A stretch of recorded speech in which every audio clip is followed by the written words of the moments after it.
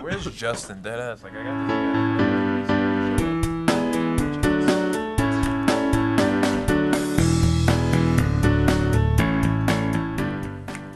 Streaming live on WChatTRadio.org from High Tech High School in North Bergen, New Jersey. It's the Young God Show. I'm your announcer, Max Wheeler, and now your host, Keaton Jack.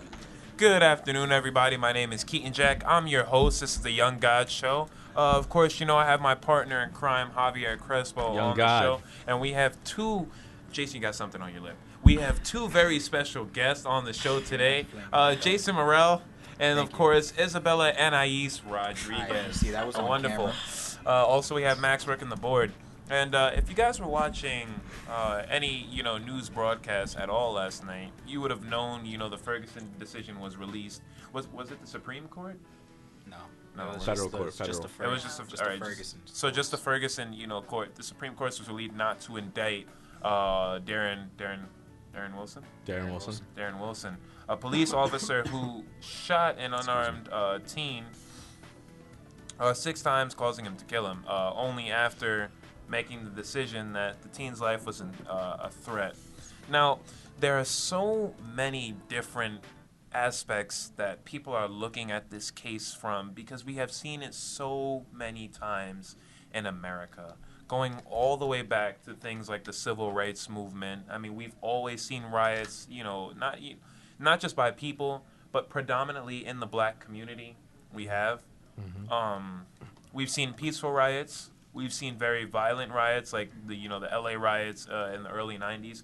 And we've always seen cases where the black community felt as though one of their own, one of their race members was being antagonized, usually by a police officer. Yeah. And, it's always white on black crime that gets the attention of America because it's the only thing that sells. No one really cares, about homogeneous crimes. Yeah, hit you guys with that chemistry term. But, the first thing I want to talk about is on the show, because Jason has a lot of knowledge about the show. Isabella's very passionate about the way she feels about how, the case should have been taken. So, I mean, do you guys feel like it's an issue about race more so than it's an issue about police brutality?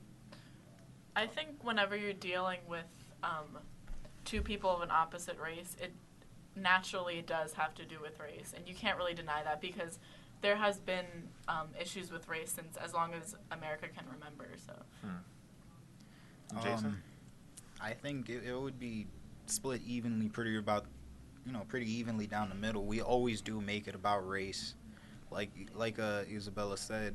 When it's two members of a different race, we make it about the race.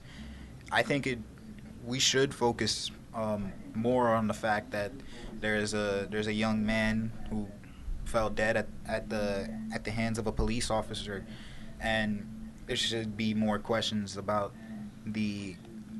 I think it should be more focused on that instead of the fact that he was black. Because whether he was black or not wouldn't have saved Michael Brown's life. Wow. I completely agree. I look at it like this, right? You guys heard on the news about something that happened like last week.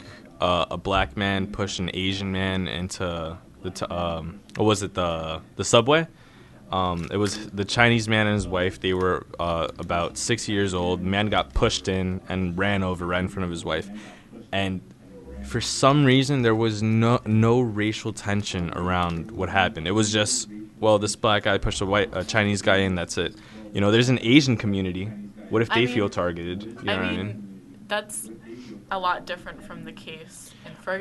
Oh, no. I mean, he actually killed a person, but here he just stole, like a $5 box of cigarettes. And then, yeah, but there have been many white people to commit the same crime or even worse, and they haven't been essentially, killed. it's the same thing, but if you have, that's like the vaguest way to put it, because it's like, sure, he did steal a box of cigarettes, which is not, it's not bad. It's a crime, but it's not that bad.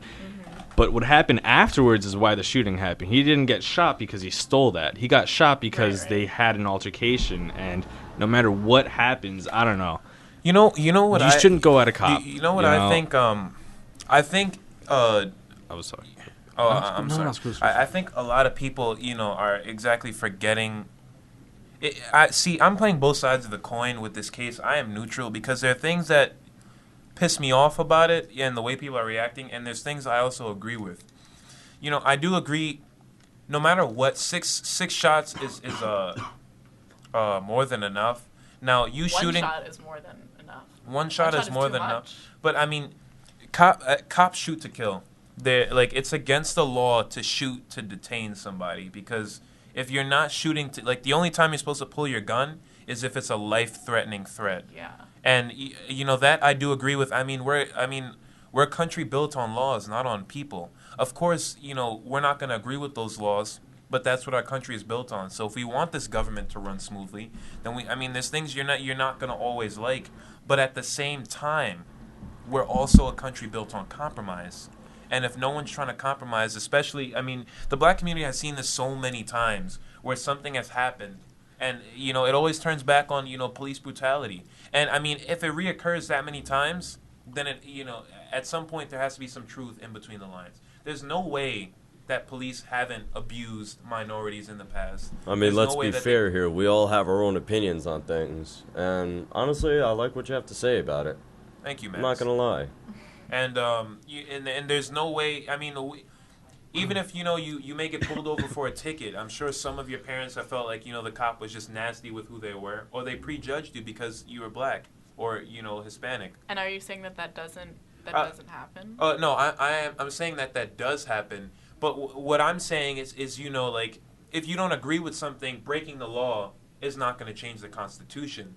Violence only begets more violence. And that just makes the black community look... Are you referring to, the riots? Yes. Okay, well, I have something to add. Because, that just makes the black community look so uneducated. You have a bunch of teens flipping police cars, destroying property. What if someone black owned that property? Why are you destroying, It's not... Okay, I'm going to read out something, because I was in a group chat last night with my friends. Please share. And, my friend Hamza made, a really good point. And he said... Destroying things is proving that people like you care more about physical and societal constructs instead of the welfare of your own brothers. Check yourself before talking down on people for fighting for their lives and safety. White people will never ever be able to see from the lens of that of a person of color can, and they really need to recognize that. That's completely true. You can't really put them down. We're never... We've been through this controversy for 500 years. That's half a century. We're never going to get rid of it. Humans repeat history and they make the same mistakes. We always have, we always will. So as long as America exists, there will always be racial profiling. Otherwise, we'd be a utopia. But what I have, the problem I have with the whole Ferguson case in general is just and I've said this before, but every time the black community gets a chance to prove themselves, peacefully in court, they've always they've always prior to that just ruined their image, rioting. Michael Brown stole cigarettes. Trayvon Martin at the time was suspended from school for dealing drugs. You just make, and even though they didn't use a picture of Michael Brown looking as a criminal, they used his graduation photo. What education did you use to tell you that stealing is wrong? And that if a police officer pulls you over for stealing, you have the right to attack him. That must have hurt his parents so much to know that their son was out there stealing cigarettes, and because of that, he got shot. It's not like they were sitting in court and they were like, this cop decided to kill my son because he profiled him racially. He thought he was doing something wrong. Couldn't you... as a community, they need to be educated and just learn, there's more black-on-black crime than there is, as opposed to two different races. There's so many times you hear in communities, this kid shot that kid. Or, people are talking about tweets, Bloods and Crips are supporting each other for Ferguson. But, police and blacks can't, no. So are you saying that that their racial profiling had nothing to do with this situation? Cops have to racial profile to make their jobs easier. What? There's no... If the same people, the same type of people keep committing the same type of crimes. But every type, what do you mean same type of person? Every race commits crimes. Yeah, and you can't just assume that one race commits more crimes. I know, but when you racial profile, it makes I ain't gonna lie, that does sound like a racist statement saying that one group only commits one type of crime. I can see what Keaton's getting at, because it's like, of course, racial profiling isn't right. Yeah. But if on paper and by statistic, use any race, I'm Cuban. If by stat, most Cuban people are robbing banks. They're gonna keep on looking at you. Can't, but you can, because on paper it's the same thing repeating and repeating. Every region in America has different has a different population of why each is it race. that blacks always exactly? But then you have an example. If you go to a predominantly black neighborhood, then guess what? All the statistics are going to be predominantly black. Why are the predominantly black neighborhoods always the worst? For the most, look in your own town, or look. I mean, look in Hudson County. Like, you know, I can say I'm not even justified to say this because I am black, but it hurts so much to know, like, you'd rather prove yourself that you're angry by rioting and making yourself look like savages, as opposed to being smart about it and actually trying to change these statistics. Keaton, speaking of predominantly black neighborhoods in Hudson County, I'd mainly swing in way of Jersey City where I live, but have you taken a look at Newark? Yes. And it's terrible. But what I mean, like. Well, how do you suggest then that they try to fight this? And if you're saying what that I'm saying is prove police wrong. No matter what, cops are gonna come. If you're black, a cop is gonna, like, if you're black and you're walking around with a hood, it just makes you look like you're doing something wrong. Like, instead of standing on. But do you realize that saying that is equivalent to saying, for example, that a girl who walks around dressing like revealing and who gets raped was asking for it? It's not. But at the same time, like, if you're walking in a dangerous neighborhood with no clothes on and you get raped, like, you didn't take enough intelligence to say, oh, well, I have the right to walk around like this, so people shouldn't touch me. They shouldn't, but they will. And if you know that, you're putting your own self at risk because you're like, well, I'm not going to take precaution. And on top of that, a girl who dressed like that and expects guys not to comment, honestly, I'm sorry, but I do not see the line. No. We're not going to talk about rape. All right, no, just ignore him. It's Diesel. All right. That's a little bit of a different topic. Yeah. And then it's very touchy. But I know what you mean. Because obviously you can't judge a person for wearing what they want to wear. But again, people wear hoods all the time. But again, if you want to make the connection from a girl, right, wearing a skirt in somewhere that's known that it's, creepy dudes, I'm not defending the creepy dudes. All right, I'm kind of looking out for you. I'll give you a perfect example. Burglar masks were made to keep your face warm. Okay. So before, I want to hold on. Sorry. So before, there was this pre-notion that if you wear a burglar mask, you're a criminal, just because of, the media and propaganda. It's fine to wear one. Oh, I have two eye holes and a mouth, so I can still speak and see, but my whole face is warm. But now, if you see someone walking around in a burglar mask, they come into a store, you own that store. You're gonna be like, oh, this guy's cold. Or you're gonna be like, he may rob me because he doesn't want me to see his face. I mean, be truthful. Don't just be truthful. You already thought, damn, he's gonna rob me. You weren't thinking, oh no, this guy has a right to wear that. Like, no. What I was gonna say right before that. Yeah, I fully defend the fact that a girl should wear whatever she wants. That is perfectly okay. Yep. But also, the girl should use a little bit of intelligence, just knowing that. Okay, obviously, I'm not gonna walk into like the worst neighborhood ever at midnight. Exactly, that's the point. But how is it that like a black teenager walking to the store can't now wear a hoodie? I mean, it's not really about not wearing a hoodie. It's about. I mean, like, look at a hoodie. I mean, a hoodie's a little bit like over the top. Because anybody can wear a hoodie. Right. But look at it this way, though. It's like if you're trying to defy people's rules, if you're trying to defy warnings, eventually something bad is going to happen.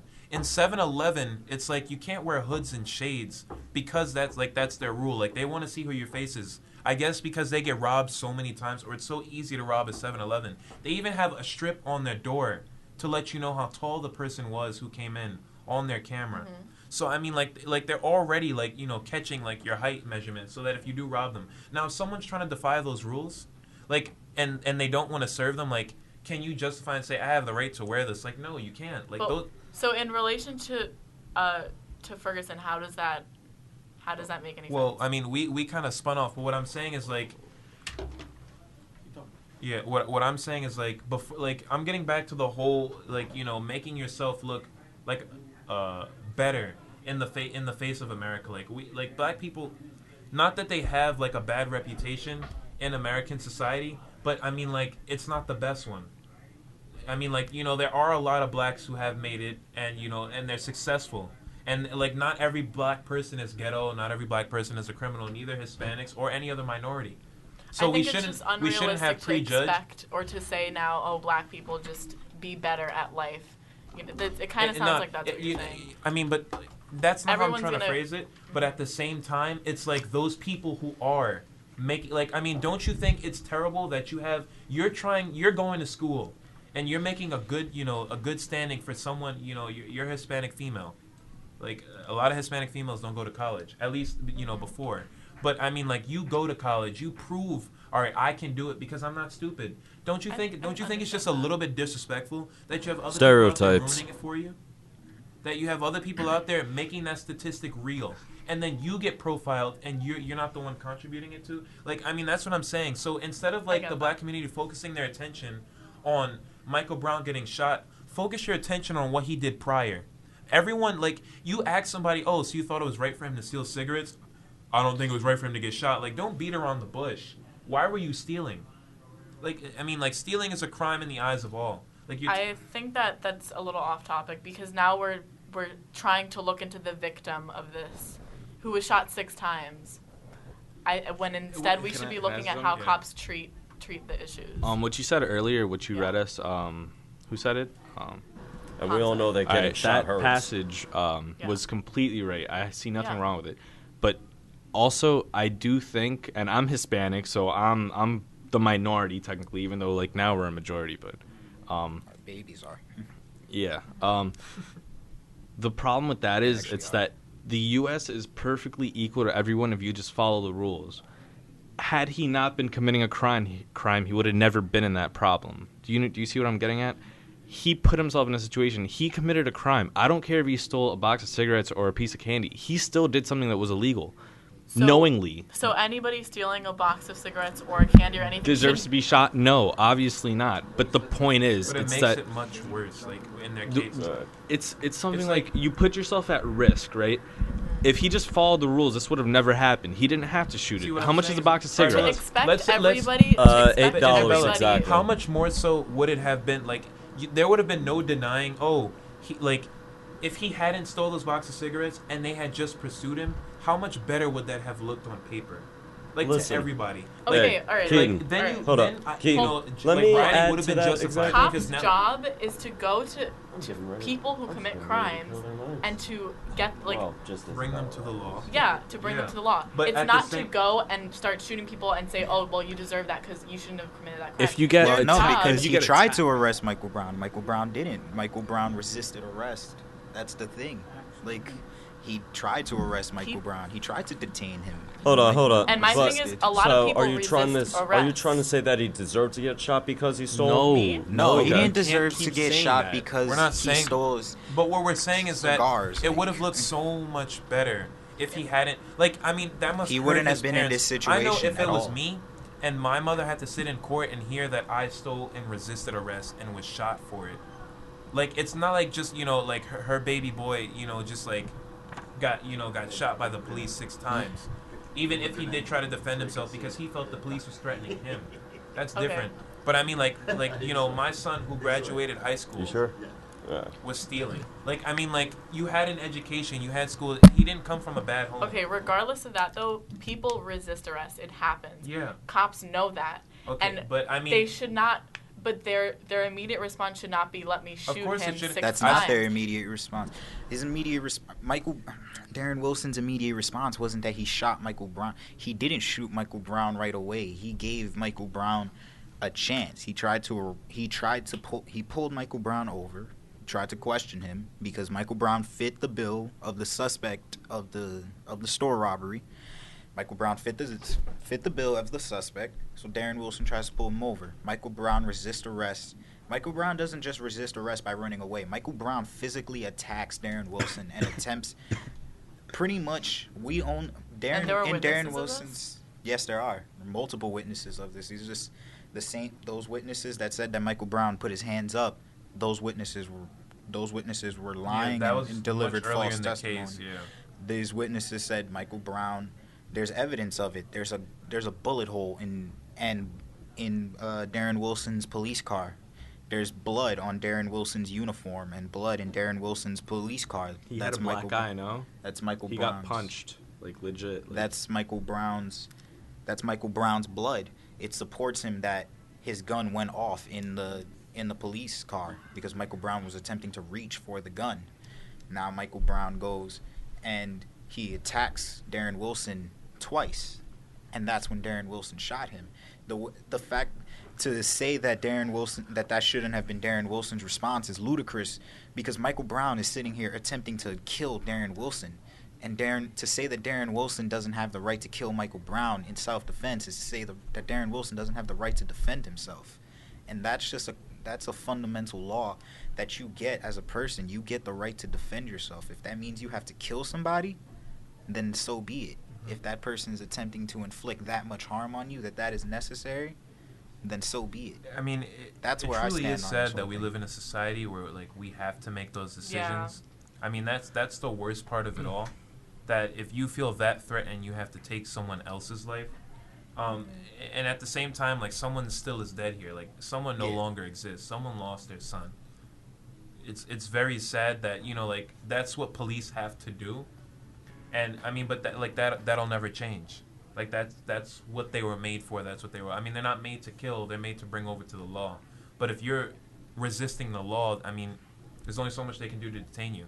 And if that's what Darren Wilson felt, I mean, maybe if Darren Wilson had thought rationally in the heat of the moment and said, "Look, I'm about to shoot, an 18-year-old kid," as opposed to like. Maybe police should have more tactical training to learn how to detain someone without using their gun. That's what I think. It's like it's not like a taser wouldn't have worked, but maybe he decided a taser would have been like a shot in the dark. To be honest, you see someone the size of Michael Brown. I've seen videos of people much smaller than Michael Brown. There's a video of a guy. He's maybe about Javier's height.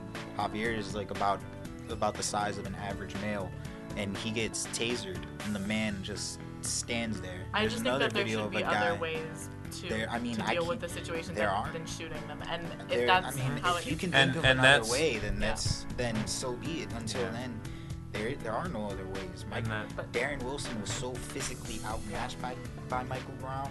His gun was his only tool. You can't pepper spray someone in that situation. Tasing it wouldn't work. And we're gonna leave it at this, folks. We have to wrap up our show. This has been Young Gods on the Ferguson case. Was it about race? Was it about police brutality, racial profiling, and even to stretch as far down the lines as gun control? We'll come back to you tomorrow and the previous weeks to talk more about this. Thank you, Jason and Isabella, for being on our show. Young God. This has been the Young Gods. Alright, everyone. Thank you for watching the Young God Show. I was your announcer, Maxwell. We had our host, Keaton Jack, but we are closing down for now. Thanks for watching. Tune into WHIT Radio's YouTube page for more shows. Have a good day.